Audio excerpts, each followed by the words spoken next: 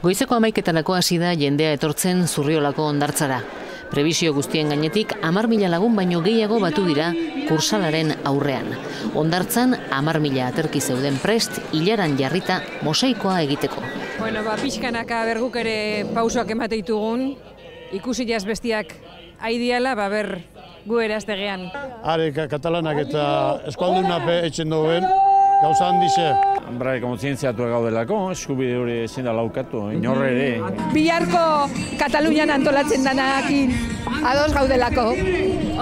Ekimenaren helburuak dira, batetik Eskozia eta Kataluniako prozesuei elkartasuna erakustea, eta bestetik Euskal Herriak erabakitzeko eskubidea aldarrikatzeko herritarren ekimenak duen garrantzia nabarmentzea. Klabea eta giltza herritarren esku dagoela, ezta? Gure ideia horixe da, batu eta elkartzea, horrek sortzen dulako ilusioa, eta azken finean horrek indartzen dulako gizartea eta herria. Horretarako orri zuria eta botokutxa bat irudikatu dituzte mosaikoan aterkiekin, eta gainera Eskozia eta Kataluniako banderak. Gure esku dago giza ekimenak datorren astean aditzera emango ditu 160 herritan onartutako erabakien ondorioak eta hurrengo ekimenen berri.